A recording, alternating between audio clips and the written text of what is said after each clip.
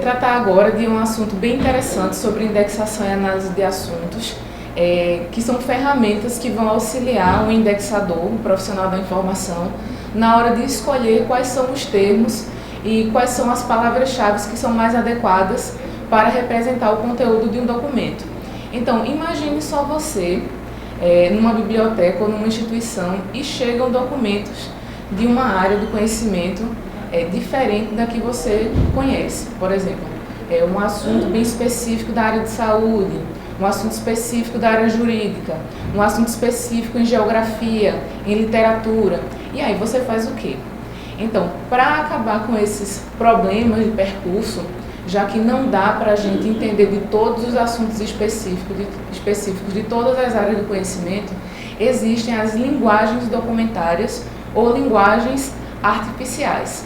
Essas linguagens são ferramentas que, na verdade, são vocabulários controlados, são listas de assuntos estruturados ou não, que vão servir para organizar conceitos, para definir o grau de especificidade, ou seja, verificar se os termos devem ser mais específicos para uma área mais especializada, um público mais especializado, por exemplo, estudantes universitários, uma biblioteca especializada, ou termos um pouco mais abrangentes ou mais gerais, como é o caso de uma biblioteca pública ou uma biblioteca escolar.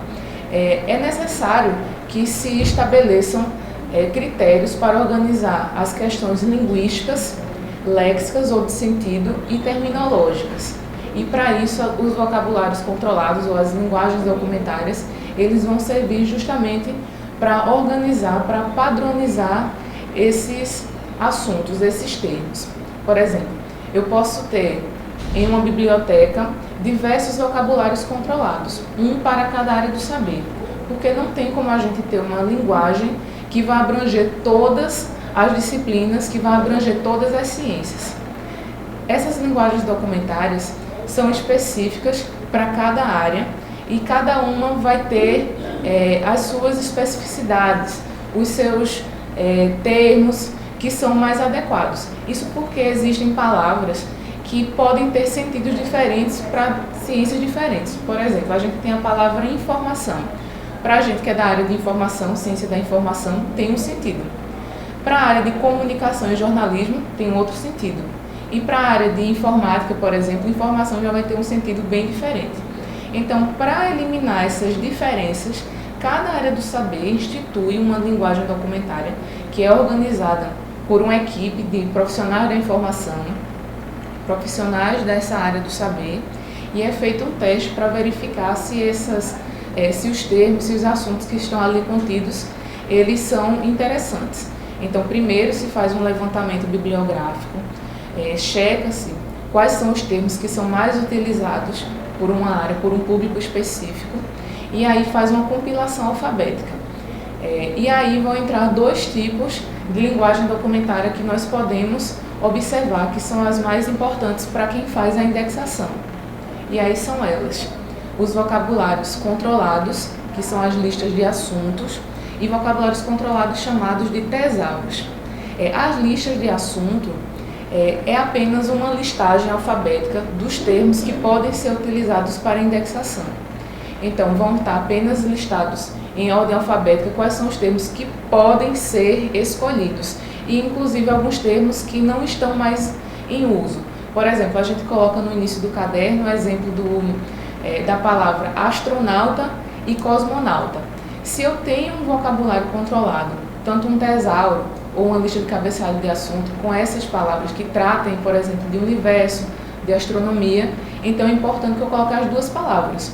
Uma que era utilizada até um determinado tempo, no caso de cosmonauta, e depois que essa palavra cai em desuso, e a forma atual, que é astronauta. Então, dessa forma, a gente tem que ter desses dois formatos. O que era já conhecido, cosmonauta, que pode ser que alguém ainda procure por esse, e a palavra astronauta, que é a parte que é o mais atualizado. Lembrando sempre de sinalizar. No caderno, no e-book da disciplina, eu vou deixar um exemplo para vocês de vocabulário controlado. Outra forma de linguagem documentária, que é o segundo tipo que nós tratamos para indexação, é o tesauro. O tesauro é uma ferramenta muito importante, muito interessante para o indexador, e ele vai tratar também de uma lista alfabética de assuntos. Só que dentro de cada termo, na ocorrência de cada um dos termos, vão aparecer os relacionamentos entre esses termos que estão sendo listados e alguns outros conceitos que fazem parte daquele universo documental. Então, ainda mais que os vocabulários controlados na lista de assuntos, os tesauros eles são ainda mais específicos e geralmente são utilizados não em bibliotecas que abrangem diversas áreas do conhecimento, mas sim em bibliotecas ou em centros de documentação ou instituições ou empresas especializadas. Por exemplo, tem no e-book o exemplo do tesauro do Tribunal Superior Eleitoral. E aí tem um exemplo da palavra parentesco consanguíneo. O que seria esse parentesco consanguíneo? Seria um termo autorizado para indexar documentos na área da justiça.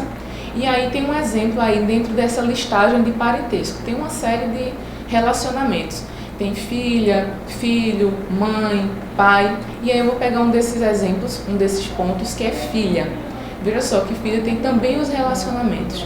Então, além de considerar o cabeçalho, que é esse termo que está sendo tratado de forma alfabética, dentro de cada cabeçalho vão aparecer os relacionamentos.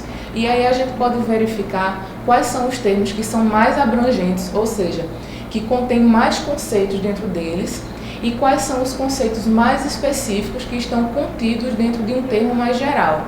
E aí que a gente fala das tipologias de termos. Tem os termos gerais, que são os conceitos mais amplos.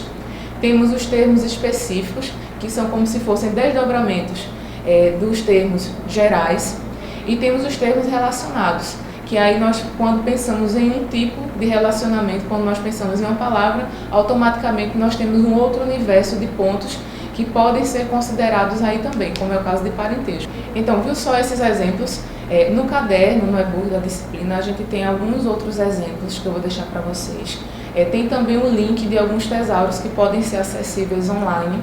É interessante mencionar que essas ferramentas elas podem ser impressas ou estar disponíveis na internet. A forma impressa hoje em dia não é tão utilizada porque uma linguagem documentária, um vocabulário controlado, ele precisa sempre de atualização.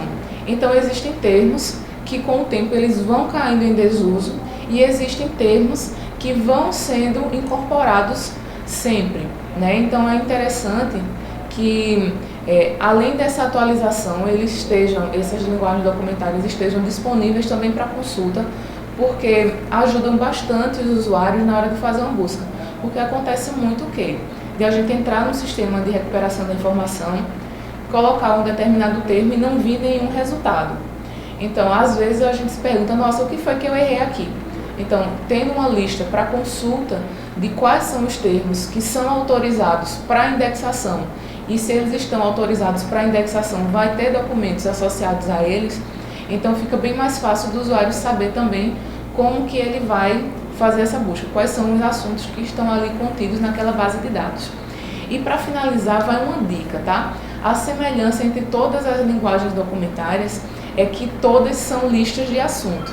Então, além do vocabulário controlado, que é a lista de cabeçalho de assunto, que é a lista limpa apenas com os termos autorizados, além do tesauros, que além da lista de assuntos vem os relacionamentos, nós temos também as classificações bibliográficas, que vocês aprenderam ou vão aprender na disciplina de representação temática, que embora as classificações bibliográficas elas sirvam para o ponto de vista físico, para a organização física de documentos, pelo fato de ser uma lista de assuntos, elas são também vocabulários controlados, tá? Então, é isso. Se tiverem dúvidas, deixem nos fóruns, não deixem de olhar o e-book da disciplina, de verificar quais são os links disponíveis e comentar também no nosso grupo do Facebook. Um abraço e até mais.